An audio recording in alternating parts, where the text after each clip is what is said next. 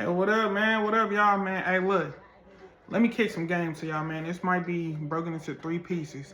It's gonna be broken into like 3 to 4 pieces. Um, the topic is what have you thinking you like somebody, what have you fucked up? Just cause you love somebody, what have you fucked up? And boom, story time. Let me get into it. All right, bet. I'm childish, but so what I mean, man, I'm gonna keep game to y'all, man. I'm gonna be a little vulnerable, so don't judge me. We listen and we don't judge. We listen and we don't judge. So look, man, look. I'm gonna just give y'all story time of how I met this little John. We just gonna name her TT. So I used to be on Facebook dating, on some hornball shit, swiping. TT caught my attention. I guess I caught TT attention from my little bio where I said ugly fat nigga who get her wet like Pretty Ricky. So I guess that's funny, but it was meant to be funny. I didn't want to be all serious in the bio. Like I didn't see females bio like, oh, I'm looking for a husband, this and that. I didn't want to really come off to that. I think that's too much heavy lifting before I even know if you cool or not. So mind you, TT caught my attention. I guess my sense of humor caught TT attention. So we matched. So when you match on Facebook dating, you can kick game to them, or they could just be like, "What's up?" and they could kick game to you, or you could go through their profile and just compliment one of their pictures, and then y'all can kick game off. Y'all can kick it to a conversation off that. So fast forward a lot. Too much background noise, white noise. So fast forward a lot. Boom. This will really end up happening. So me and TT, we vibed. We vibe. Here's a side story for a different time. I got 3 homeboys. We went on a 3-man, and the shit was awful. The only nigga who was successful on the 3-man was me, and it was on some. I was only successful to where she wanted to kick it with me one-on-one, and mind you, the she is TT. So anyway, went on a 3-man. The fellas, they fouled out. They fouled out. Don't know what the fuck they had going on that night. I guess they was coochie pressed. So they fouled out the game. I was the only one vibing. So they ended up taking TT on a date. We ended up vibing. Now that I took TT on a date, we end up buying. We get a burrito. She gets some tacos, buy her a drink. We vibe. I Uber her back to her destination. And I pimped off to go wherever I was going. I think I was going to work or something. I don't know where the fuck I was going. But I pimped off to go where I was going. And mind you, as I pimped off to go where I was going, we kept texting and shit. A couple days later, some personal family shit had happened. I think school had ended for the summer, so she needed somewhere to stay while she figured out her re-enrollment if she was going back to school and shit. So she ended up moving out of state. And so I still try to like talk to her and shit. We kind of slept on the phone a couple times. It really didn't work. It really didn't have a lot of traction. So I think one time, she had a death in the family. She told me like, right now I'm going through too much. I ain't even got time to entertain you. Boom, cool. So fast forward a little bit. So now that y'all got the introduction of how I met TT, fast forward a little bit. I was thugging. I was parlaying with a couple females that was around, and I was, doing my little hit and dash, my little dash and hit, and fiddling with a couple female private parts. And TT had texted me out the blue one day and was like, "I'm back in the city. I don't know if you want to fuck with me or if you want to be cool with me, but I just want to let you know, like, I'm back in the city. You was real cool people." Basically trying to rekindle whatever we had, right? So I'm like, all right, cool. I'm single. Actually, I wasn't single. I was talking to a girl who would get mad at me and tell me I'm fair game whenever we was beefing. So you know how niggas take that fair game shit. Like, once I hear it one too many times, I start moving like I'm fair game. So I asked her, I had called Shorty. Matter of fact, I lied. I linked with TT. Mind you, I had just got a car. I had just got Maxie. Now, if you know, Maxie was my baby. Might have a picture of Maxie, but Maxie was my baby. So, mind you, I'm an introductory driver. I'm just getting introduced to driving by myself and driving permanently, right? So, boom. So I go pull up on Shorty, but she's all the way in Grandview, about 20 minutes away. So I have to get on the E-way. if you know I don't like getting on the E-way, then for all my fellas who know I don't like, for all my people who know me and know I didn't like getting on the E-way, it's nighttime. So a lot of people really knew that I was uncomfortable with driving on the E-way. And then if you really knew about Maxi headlights didn't get that bright. So I was struggling to see at night sometimes. So mind you, I'm struggling to see and I'm trying to drive on the E-way. Why? TT texted me and said she want to see me. I want to see what's to TT. We kind of vibed, and then when she had cut me off, I did my little thizzle thing, just how I'm sure she did, which she did. You know, we kind of had a conversation. So look, so boom, fast forward a little bit more, we linked, whoopty wah wham. TT had this friend named Yo-Yo. We gonna call her Yo-Yo. Yo-Yo gonna come back in the story, but we gonna call Yo-Yo Yo-Yo. TT had this friend Yo-Yo. Mind you, Yo-Yo don't even know me yet. Like, probably knew of me, but didn't know me. Yo-Yo didn't even know me yet. So TT and Yo-Yo was at they people's house. I pull up, TT come outside, she has a boot on. I'm like, damn, TT, what happened to your foot? She said, I got drunk off Taylorport. I fractured my foot, and I just literally just fell, and I wasn't even doing nothing. I seen a video. Girl was just standing there and then just fell out of nowhere. Fractured her foot. Hey, her and Yo-Yo had some wild stories. So anyway, I'm in the car, we smoke. This is when I was on my smoking shit heavy. So we smoked a couple blunts. I think I even gave her some weed to go and some doobies to go. And I'm like, yeah, bro, it's getting late. I probably got to go ahead and get up out of here. No, she told me she had a curfew to where her destination was. Now, mind you, we all grown. Why she had a curfew, who knows? But we listen and we don't judge. So anyway, I let her, you know, I go ahead and get her up out of there, you know, so she don't be late on her curfew. I give her some weed and I probably give her some doobies so she go about her business, right? And then I even, as a gentleman in me, knowing that her foot was fucked up, I even drove her right next to her car. I helped her from her car to get from my car to hers. Then before she left, she had asked me a question. I had got out the car, gave her a hug. She smelled good as fuck. That's one thing about her. TT always tried to smell good. Like, I ain't never smelled her stinking or nothing, but TT always tried to smell good. And she smelled, bro, like, you know how Safon shit just smell fine? Like, damn, bitch, you smell how you looking right now. Like, you just smell good. So anyway, she smelled fine. I'm hugging her. Cool. She gets in the car. Before she gets in the car, she asked me, she was like, my friend Yo-Yo say you look familiar. You used to fuck with our friend Licia. These were none of these females' real names. We not even finna get them clout. I mean, people gonna fill in the blanks. They gonna figure out who they is, but we not giving them clout. So she's like, you know my friend Licia. See, Licia said you used to beat on her. To this day, I ain't seen Licia since I heard that story. Since you want to tell people I beat on you, I'm going to give you a reason for you to be beat the fuck up. Nah, I'm lying. We do not promote domestic violence. So Licia was out there telling them, like, oh, I used to fuck with him. He used to beat on me. Don't attach your name to mine. Because anybody who know the Licia story, no, that was a one link and a dash and quit.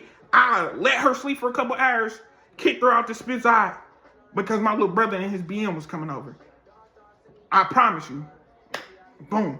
So anyway, Licia ain't even relevant. The two people that's relevant is TT and Yo-Yo right now. TT, I'm like, hell no, TT, I ain't fuck. I was like, man, I ain't beat on that bitch. I'm like, bro, I'll tell you. Like, I'm like, you really want to know what happened in between me and Licia? I'll tell you. She's like, what happened in between you and Licia? I said, well, mind you, before we even hung out, me and her used to text. And one day she asked me to come get her. And I said, damn, I don't drive, so I can't come get you, but I can get you Uber. And I think that kind of rubbed her the wrong way because she stopped texting me for a while. Then we ended up seeing each other on another dating app. And then we really just started vibing again. And she hit me with the, damn, can you come get me? And I was like, bro, I really don't have a car. But I'm like, look, I can get you Uber. You can hop on the Met. But you, like if you pull up on me, we will have fun. Like, I promise you I'm not no weird ass nigga who's just gonna, like, be on bullshit with you, right? So she's like, hey, I'm trying to get out the house. I'm gonna hop on the Met. You ain't even gotta give me an Uber. I'll pull up on you. She pulls up on me. Licia cool. Got kind of a little thick. Little booty on her. Dash. Bow, bow, bow. Dash through her shit. Probably had like 2 rounds. Dash through her shit. She sleep for like 3 hours. I wake her up at 10:30 at night because if you know, buses start running at midnight. So this is all like white noise. I'm trying to get y'all to the point. So that's why I'm doing hit and miss. So Licia get kicked out the Spizot at 10:30. I really think somebody ended up coming to get her because I seen the car lights pull up in front of the apartment, and then I hugged her as she was going out the door. She told me she was gonna call me when she got home. She ended up texting me. She never called me. The next day I called her, it was going straight to voicemail. So I thought maybe she went somewhere. Like, you know me, I'm not your nigga, but I'm a very smart, intellectual nigga. I put pieces together too smooth, too quickly. Even though sometimes I'll be wrong, I be piecing shit together too quickly. I'm like, bro, maybe she went somewhere where she don't need my calls coming through, so maybe my number blocked. Or maybe she went somewhere where her phone powered off and she don't care about charging it. Because I know when I was out here doing my little dirt and I was thugging, when that phone went dead, it was fair game with whoever I was with.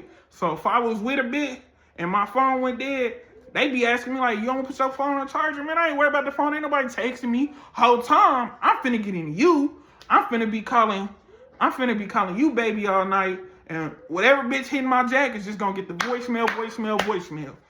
Now pause. We listen and we don't judge. Anyway, back to the story. So I tell TT the situation. I'm like, yeah, it was a one night stand. I kicked her out because my little brother, we gonna call him Riri. My little brother Riri and his baby mom was coming over. Boom. That's cool. So she was like, oh, so that bitch lied. Yes, that bitch lied. I did not put my hands on her. I don't do DV. Cool. So then boom. Me and TT continue talking. I find out why TT had a curfew. Now I'm gonna be very respectful and not put this information out, but TT had a curfew. And why she had a curfew was very understanding. So TT had a curfew. She wasn't underage. She wasn't no minor. We not on no pedo time. But TT had a curfew. So anyway, me and TT was vibing, and I remember me going out to Grandview. I was so scared on the highway because I'm like, I can't see shit. So mind you, keep that part in mind. So fast forward later, the next highlight moment we had, we were sleeping on the phone or attempting to sleep on the phone. She was like, man, look, I don't want to be here no more. She was at her destination. She didn't want to be there for the night. She wanted to sleep next to somebody. She wanted skin-to-skin contact. So she chose me to be her skin-to-skin contact. So I'm like, all right. I'm like, can you pull up on me? Are you going to have enough gas? She's like, yeah, I'm going to have enough gas to get there and get back. I said, you sure? She's like, yeah. So I'm like, all right, cool. Because at that time, I was making a little couple dollars, but I was still waiting on my paycheck to hit, which it hit, at that time, it hit every week. Waiting for my paycheck to hit to be like, shit, if you do pull up on me, I can't pay for your gas tank. I wasn't going to send it before they get here because I didn't have females run off like that. Like, I'm not finna send you no money and attempt to get to me, and then you never get to me. I'm like, bro, because if you don't want to come and you just need money for weed or food, ask me. I'm so cool of a nigga, I'll give you that. But that's just a side note. Cool. So, boom. So she's like, yeah. Her car breaks down on the highway. She called me, my car just broke down. I'm about 20 minutes away from my destination, and I'm like 25 minutes away from you. Me being a nigga, I'm like, bro, you wasn't an attempt to come see me. I'm finna come get you. I just filled up my gas tank with mind you, I didn't have loose cash. I just spent my loose cash on my tank. So I hop in the car, mind you, it's 11 o'clock at night, 10 o'clock at night, Maxi. Mind you, Maxi headlights don't get bright. And I don't like driving on the E-way. So I'm driving on the E-way. I'm driving the exact speed limit. If say go 45, I'm probably going 40. If it say go 70, I'm probably going 50. Like, I'm under the exact speed limit, but at times, like, I will reach the exact speed limit. So mind you, boom, all that shit is cool, right? So then we doing all that. And so I get to her. I'm like, she's like, I think I just need oil. Mind you, I had some loose oil in the car, a whole gallon of oil. So I poured all the oil that could fit in there without it overflowing. So I was measuring it. I poured some oil in there, and then boom, the car started back up. As it started back up, it did sound rough, but I'm like, it's an old car. You know, your engine may not be in the best condition, but let's see if you can get to where you're going. I'm like, let's go to the gas station to kind of like take a deeper look. It goes back out. Now this time it won't start up. I got a jump box. I'm trying to jump it on the side of the highway. It won't start up at all. So I'm like, what you want to do? You want me to take you back to your destination that you just left, or do you want to come with me? I'm like, I'm out here, you can come with me, and I will bring you back. I'm like, very much so, like, I'll come back, and I even bring you back to your destination. She was like, okay, well, if you'll bring me back tomorrow in the morning, that's cool. So I bring her back, so she spent the night with me. We had fun, we had a time. Now, I like the TT, so this wasn't no dash and go. This was like a dash and stay, a dash and a relationship. I don't know how we can say it kicked off, but we dashed that night. We definitely got to it. We fiddled with each other private parts. We spent the night. We cuddled. We accomplished the main agenda was to cuddle skin to skin. So we did the skin to skin contact. We vibed. We woke up. I think we might have grabbed something to eat, and then I took her back to her destination. Now, when I took her back to her destination, I made it back to my destination, and she was like, "I'm surprised that you wanted to drive." Like, cause basically the whole trip from my house to the destination was like 50 minutes. And then it was 50 minutes back. So basically, I was gone from the crib for 110 minutes. For about 100 minutes, 110 minutes, 120. So basically, definitely about 2 hours. So I'm like, man, look, I'm not really tripping. I really fuck with you. So I'm like, this is what I'm going to do. Like, I fuck with you. I like you. So anyway, fast forward. The next highlight moment is when TT moved from her destination to a different destination. And she still had a curfew. But her curfew was a lot earlier. The curfew used to be at midnight. Now this curfew is 10. So I'm like, man, damn, whatever. So she used to work, whatever. I had put her on in my job at the time. We're going to say I did security, which is cool. Put her on a security job. She started hella quick. She was getting money. And so we were sitting there talking about moving out of our situations. Now, this is where the like and the love kind of got crossed. I think in the beginning it was just like, and I think we quickly started to love each other because we were similar minded. Like, we had the same agendas. We both wanted to get our own shit. We both wanted to have stability. We both wanted to have, an environment where we could bring self-stability. And we both wanted to be kind of like, have our own independence. It's like, we gonna be together, so let's do this shit together, right? Cool. So next highlight moment, she talked to me about getting an apartment. Me and her agreed on getting an apartment. And I was like, bro, it really gotta be me and you. I'm like, cause your friend, also highlight moment. I put her on my job. She put Yo-Yo on our job. And so her and Yo-Yo worked at the same location doing security. So it would be some days Yo-Yo didn't want to come to work. Yo-Yo would go to work and not really do shit and shit. So me and TT, like, we had an understanding. At least I thought. We gonna get an apartment. Yo-Yo gonna have to figure it out because Yo-Yo ain't really been showing that that's what she want. So out of nowhere, the plan kind of changed. She pitched it to me. She was like, I can't leave Yo-Yo hanging because when I was out here, and I had nowhere to go, Yo-Yo didn't leave me hanging. So as a man, I respect that because I got brothers. I got mud brothers out here where I didn't have nowhere to go. They didn't leave me hanging. And I got mud brothers as well where they didn't have nowhere to go. I didn't leave them hanging. Because I always believe that you look out for your close friends, right? But one thing, as getting older, I do realize is I can't help nobody that ain't trying to help themselves. So, like, if that situation was to take place again, where one of my partners needed somewhere to stay or somewhere to crash, and let's say they had a job, as soon as they got the calling off work, you can't stay here no more because you can't afford to call off work. You need your money to be functional as a young individual. But if you struggling and you damn near homeless, bro, you need every dollar you can get. So if they putting you on that clock, you need to be going to clock in. If they not putting you on the clock, that's something different. You can sit there, chill, parlay, whatever. But you need to be finding a way. I feel like if you down bad. So Yo-Yo was down. I feel like, in my opinion, Yo-Yo was down bad. The good thing is she had a job. And she knew how to use her resources, which is the roster of niggas she had at the time. Cool.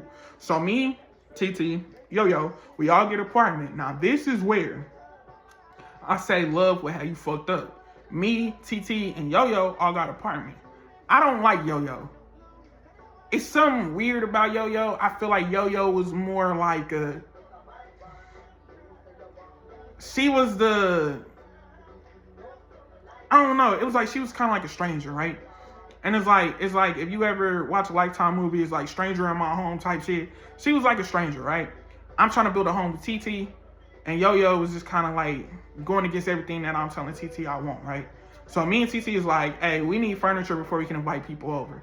I'm like, when we do get furniture, man, let's just do a week of no company. I'm like, so far every night Yo-Yo had company. A couple nights you had company. And I know y'all so excited that y'all got an apartment. And I'm excited as fuck because just as much as it's my first apartment, it's also my first apartment with my significant other. So I just kind of want to enjoy the freedom of really spending that week, making it feel like home, and then understanding everybody in here so we're not like strangers. Like me and TC not strangers because we go to bed every night. We doing day nights. We done went on date. We done went through the dating stages. So we really understand and know each other. But it was the whole Yo-Yo situation. And like I said, Yo-Yo had a roster, which she's grown. I don't care who she had in her bedroom, which that was a conversation that kept coming up. It seemed like you wanted to fuck her because you worried about what she had going on. My rule is the only man in the house was let me know when you have company. It's not not ask me for permission, but just let me know, because the whole situation with that is you could be in a room getting beat the fuck up by a nigga, or it could be multiple niggas in here and they set tripping and whatever, they not like overdoing it, and I don't know shit about it. And when I don't know shit about it, I can't protect nobody in this house. And I'm gonna be honest, if it ever came to a situation where I had to protect my household, I'm up in that pipe and I'm blowing. And whoever I don't know that's supposed to be there, I'm blowing. And so that would be kind of like a dangerous situation because facts will come out like, oh, so he had permission to be here. It was the other nigga who was actually tripping. Like, I don't care. So now we're going back to the original topic, right? This is how love will have you fucked up, right? Me and TT vibing. We get into it around my birthday, real bad, to the point where she was just like, I want you to move out. And I want you to, she said, I want you to move out and I want you to let me and Yo-Yo have the apartment and you leave. I was like, fuck no. Because at that point, I'm like, y'all thought about this shit. So now I feel like you used me, right? And to come to find out, bro, I didn't find this out. Didn't nobody tell me this. This is what I personally think. I feel like Yo-Yo was kind of influencing her thought process on that situation. Like, yeah, we were, because I'm like, bro, it really wasn't that deep to beef that hard. It got that bad because it's like, bro, you doing weird shit, right? And so, mind you, they like to party and kick it. So they like to drink and they like to do party drugs. I'm not a party drug person. I do like to have a good time. I'm not a liquor person. So I feel like her and Yo-Yo used to be liquored out. And then Yo-Yo used to always call her to the room to do party drugs. And used to be in there all night for hours. Then when she come lay next to me, she mad because I feel this type of way. I'm like, bro, man, before we walked into the house and I'm driving, I pick you up from work. Mind you, at that point in time, I was the only one with the car. And I don't brag about none of that. Because my car was one bad day away from breaking down and nobody had rides to work. So I'm not bragging, I'm not flexing. But, and once again, we listen and we don't judge. So anyway, me, TT, and Yo-Yo all did security for the same company. All different locations. So at the end of each shift, I would go pick everybody up. And then we would go to the crib. Mind you, I used to start, I'm like, all right, cool. So I'm like, cool, whatever. I start telling Yo-Yo, I'm like, bro, just give me $5 a week for picking you up. Or no, it was $5 a day for picking you up. And that was the same price that I would charge my brother. My brother Riri also worked for the same company. Now Riri will flow in and out this story. But Riri worked for the same company, and on the days that Yo-Yo didn't work at that particular location, that was Riri location on them particular days she was off. So I used to charge $5 a day. So I'm like, bro, I'm running out of gas hella. And I know that I work a lot, but my location was the closest to the crib. So if I just worried about myself getting back and forth to work, I wasn't burning that much gas and I could last through a week. But since I had to go pick up Riri on his days, Yo-Yo on their days, TT on her days, I'm like, bro, everybody kick in something. TT was kicking in something off the muscle that she fucked with me and she didn't want to see me down bad. So I wasn't tripping. Yo-Yo, $5 a day, she started tripping. She started having her niggas pick her up or whatever. Hey, whatever floated her boat, because I didn't care. Because I'm like, man, as long as you able to get home safely and as long as you able to maintain your job, I didn't care. So fast forward the next highlight moment when we was doing all these beefing and shit, it was just weird, bunch of beefing and shit. And I feel like Yo-Yo had too much of an opinion. And I also feel like Yo-Yo might have had too much of an influence. That's my personal opinion, though. But so me and TT kind of worked through that shit, right? We was beefing all the way into like maybe a day or two before my birthday. When my birthday hit, around that time, that's when TT had her car. So I think the whole TT telling me to leave was like, damn, like my opinion was like, damn, she trying to kick me out and trying to get me to leave because she got her car, she don't need me no more, and she got an apartment, and she trying to put me out the apartment. But what you're not understanding is my name and your name on the lease. It's really just our apartment. If anybody got to go, it's the roommate, Yo-Yo, and she ended up getting put out by TT, but that will go later down the line, right? So this is where love really had me fucked up at, because I loved her so much, I respected her. I'm like, bro, I'll walk away and let you keep the apartment, right? I'll take my name off the lease, I'll let you keep the apartment, I'll move back to my mama's house, right? That's how I was just thinking. I'm like, bro, at this point, I don't want to come home beefing every night. And then it was getting to the point where we was talking about, like, we're not even together. And she was like, I'm finna start have company. And I'm like, bro, I'll be in jail. I'll come in that crib that's supposed to be mine, and it's another nigga there, you on the couch, or another nigga anywhere in that house that you touching, humping on. Anyway, I'm like, bro, I'll go to jail. Like, I was gonna crash out. Like, that's just where love had me, right? So anyway, we worked through that. I don't know. It was really like a miracle. We worked through that. Oh, I kind of figured it out. Okay, we worked through that. My birthday came. No, my birthday weekend. We used to work with somebody named Taya. Taya is no relevance to the story, but Taya's birthday was my birthday weekend. So my birthday was that Friday. I think Taya's birthday was that Saturday or Sunday, and she was having a picnic.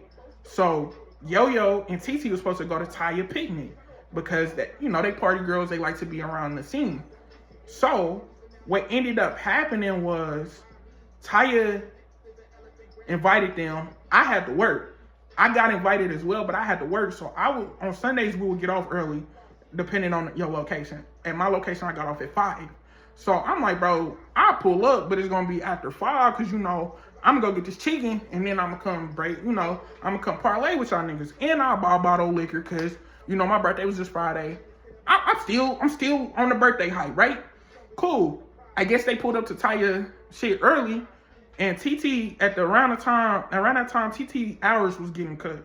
We didn't know why. It was a bunch of security reports coming in where she was one of the security guards that was getting reported all the time.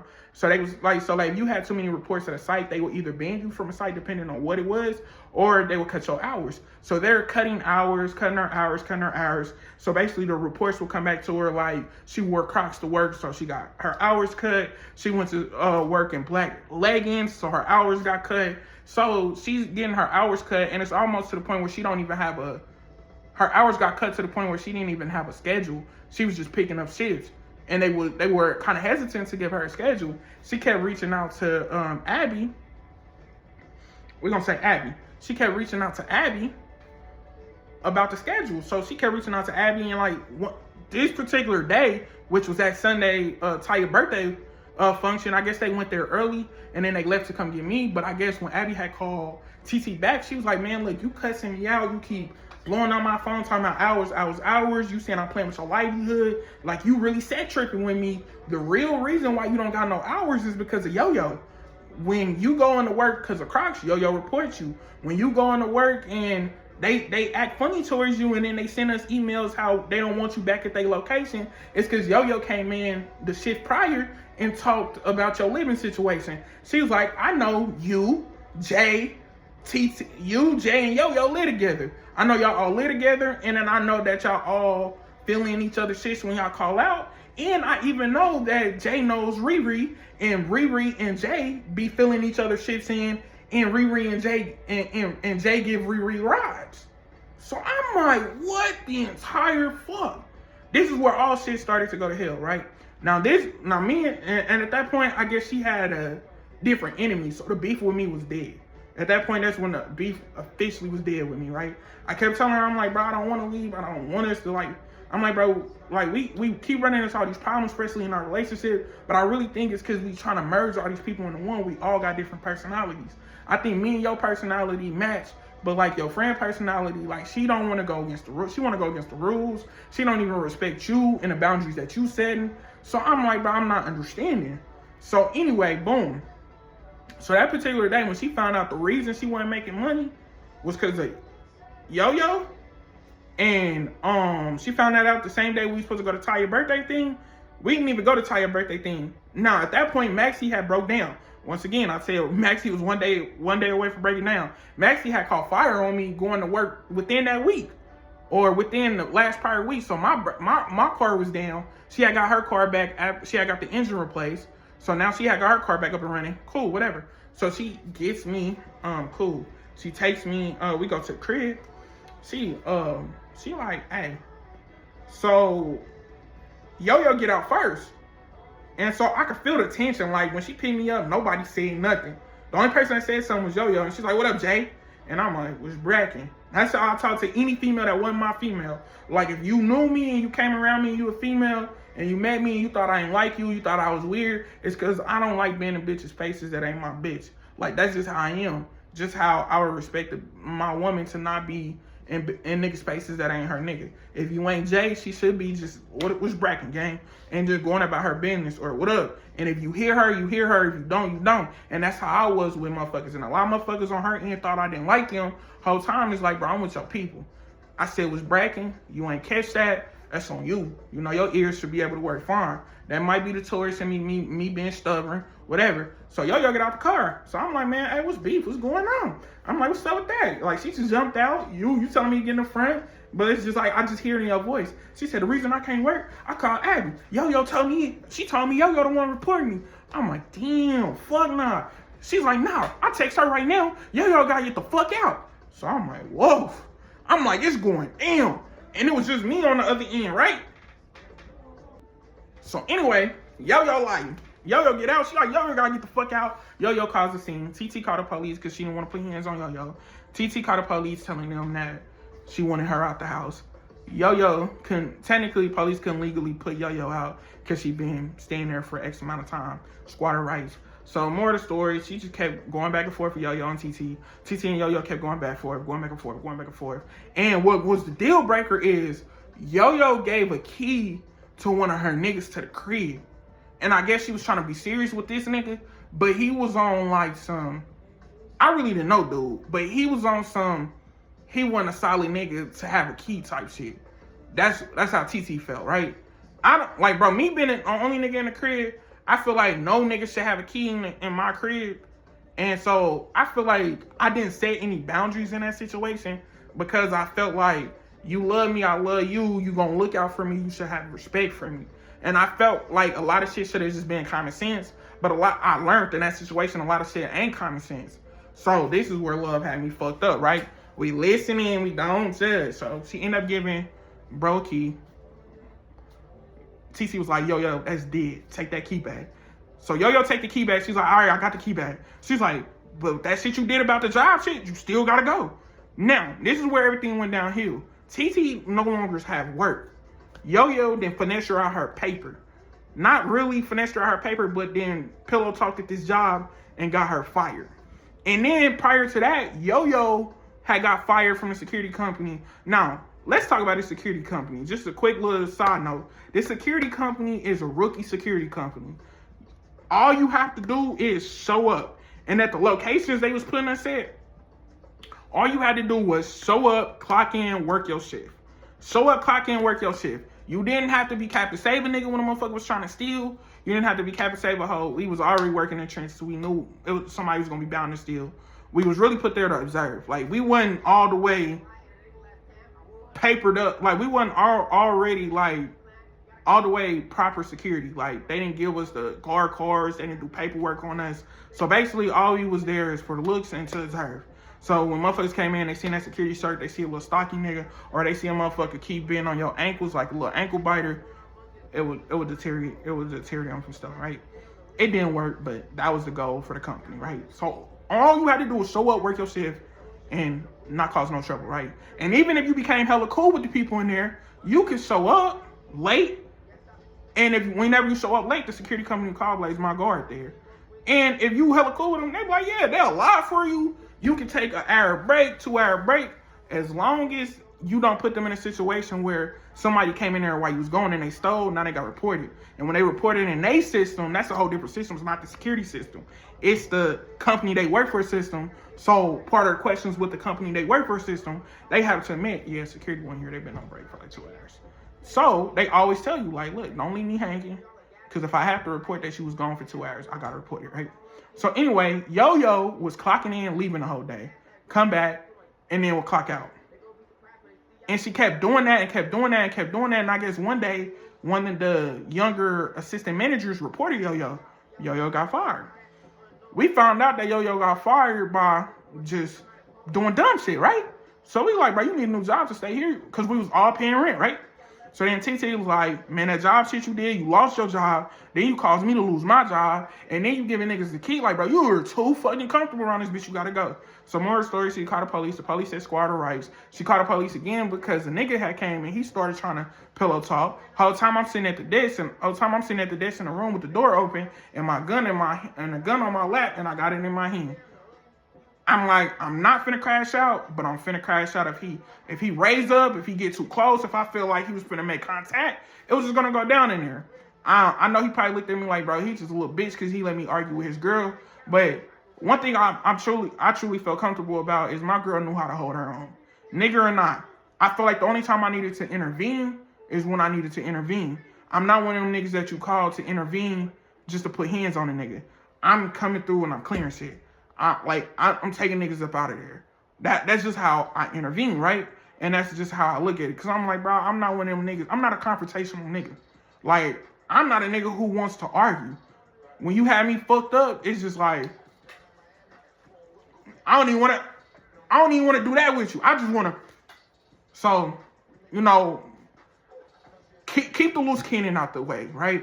You know, keep the loose cannon on his rocker. Don't let me get off my rocker because now I'm tweaking in this bitch, right? Now everybody crying, mama's crying, mama's crying, sir. Mama's crying, choir singing, fire bringing type time. I ain't on that, right? Or at least I'm not trying to be at that time. So anyway, more of the story.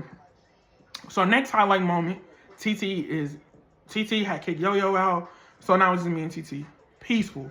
Now TT cousins that live in Oklahoma want to relocate. We gonna call them we're gonna call them Ricky and we're gonna call them Lulu. Ricky and Lulu was two females. They were allegedly gay, but when they came out here, they started wanting to date men. I don't know what the fuck was going on with Ricky and Lulu. I didn't like Ricky and Lulu because the energy they came up there with. They came midsummer. Our apartment complex didn't have the AC working by then. So we have to call them every day to see if they could come put a window AC in or to see if they could do something about the air. Ricky and Lulu is getting irritated about the air because she's like, bro, y'all not calling, y'all not trying hard enough. And I'm going to be real. I was wondering, like, in that time frame, without TT working and TT just making side money, it wasn't consistent money. Now, I ain't gonna lie. TT definitely did her part. She knew how to finesse. She knew how to use her resources. She knew how to work for other people. She definitely chipped in when it was time to chip in and when I needed her to show up. So she definitely showed up, right? But TT didn't have, like, a stable schedule. That was the only thing. It wasn't about the money. It was about the stable schedule. So I was one of them niggas who went to work almost every day. Like, I was trying to get to that bag, right? And next highlight moment that happened was I didn't really care for Ricky and Lulu because I felt like they came out there, they got a job, then they quit that job, and then they wanted to kind of stay there for free while they looked for another job, and they didn't really clean up well. Like, they was kind of dirty beans, right? And I'm not saying we were 100% clean, but they were dirty beans. And I'm just like, damn. So now, fast forward, we get them, Nate decides to leave, we get them out. Now things are going downhill.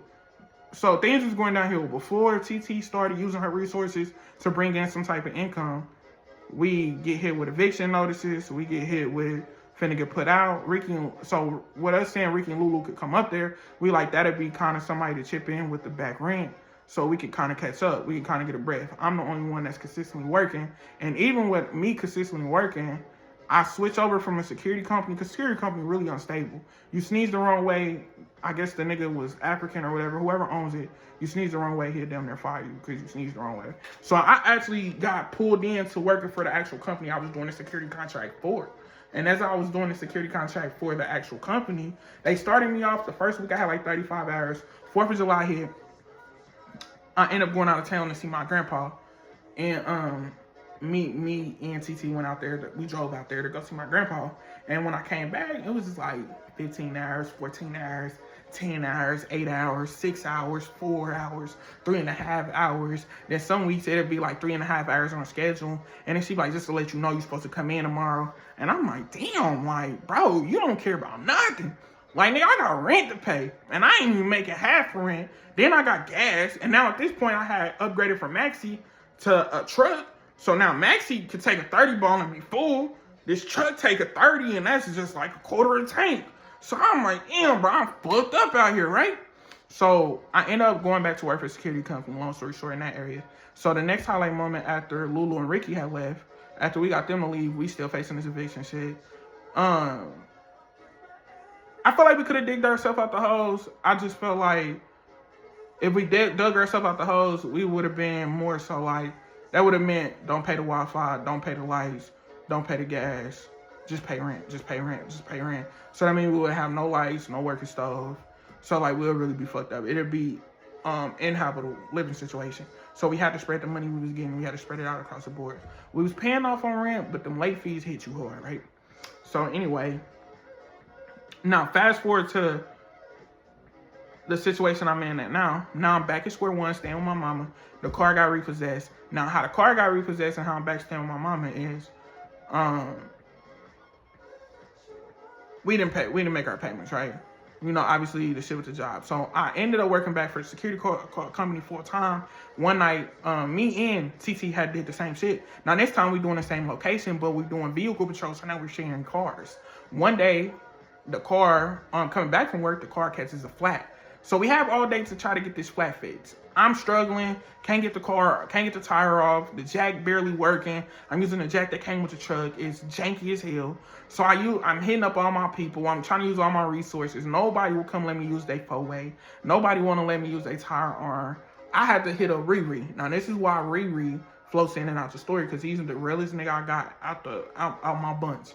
Riri was like, bro, you know I ain't got no car. So you know I ain't got the four-way. You know I ain't got shit going. Like, I can't even help you.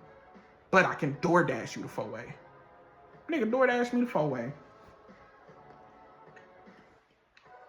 I didn't have to. You DoorDash me the four-way. So mind you, I was able to get the tire off, able to get the new tire on, but it still wasn't adequate enough. The new tire rim was like wallowed out, so it basically didn't stay on right. So as you drive, all the lug nuts come loose and it starts to wobble. So I'm like, damn, we gotta drive 50 minutes to the airport to do our vehicle patrol. Then we gotta drive 50 minutes back. And we're doing vehicle patrol. So I didn't think we was gonna make it on the highway. So I told her, like, man, let the bosses know it's your night. Let the bosses know you got a flat tire. Don't say that you're sharing a car with me, because that's gonna be a problem. So I guess they put one and one together, that they knew we were sharing. That was only one car that we shared, and they knew that we were sharing cars. So my day, they had called me and they was like, are you gonna work? I'm like, yeah. So I spent that whole Monday trying to get the car back. It came very close, but the car wasn't, it was quite still, something was still wrong. So we didn't get it all the way put together, right? But my auntie ended up letting me use the car. I use her car, show up an hour early. I clock in, I work, I get off, I drop her car off, she take me home. Anyway, so back to what I was saying. So, yeah, so I used my auntie car, everything was smooth. I dropped it back out with my auntie took me home. As my auntie took me home, I get home, I go in the house, whatever. I go in the house, I do what I do, and finally get the car up to par. Now when I get the car up to par, everything's smooth. Now that everything's smooth, my cousin helped me get the tires, so now we're back smooth. Now we back rolling. So now I gotta go back to work that night. But when I go back to work that night and I clocked in, they was like, hey, that Sunday shift that didn't nobody work because obviously you was off, but TT couldn't make it because she had a flat tire. We have to cut your hours. We have to reevaluate your hours, and we had to hire 2 more people. So you go from working 32 hours a week to working 8. You will only have working 12. I think it was like 8 or 12. It was like you only gonna work like a day or 2. Or I think it was more like maybe 12 or 16 hours, but it was like 2 days. I'm like, I went from working 4 days to 2 days. I'm like, bro, I still can't make rent with that.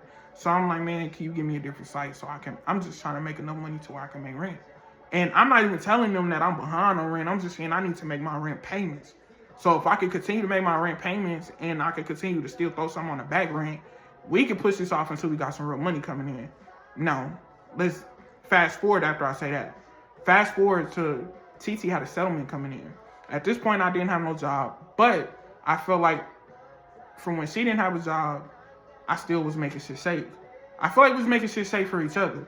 So I feel like with her settlement coming in, not spend it all on the house, but at least pay rent and at least give me a couple dollars to where I don't lose my car.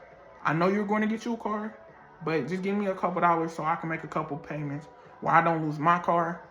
So we both have a car, so we both can get to work. I think that was the main issue. Like, we had to be picky with the jobs because scheduling conflicts, it'd be like, all right, while I'm at work, you got stuff to do, and I got the car. While I'm at work, I'm waiting for you, you got stuff to do, so now you take it long with the car. So I think we both needed the car to be functional as adults, right? So I'm like, bro, just give me a couple dollars so I can, with the car, I can maintain the car, my car payment. You get you a car, and then you pay rent. So that knocked out all of our problems. We had somewhere to live, we had something to drive to get around and get that money, and we were able to be functional. And as she budgeted, she still had like $4,000 or $5,000 after that left. This girl, mind you, pause. We listen and we don't judge.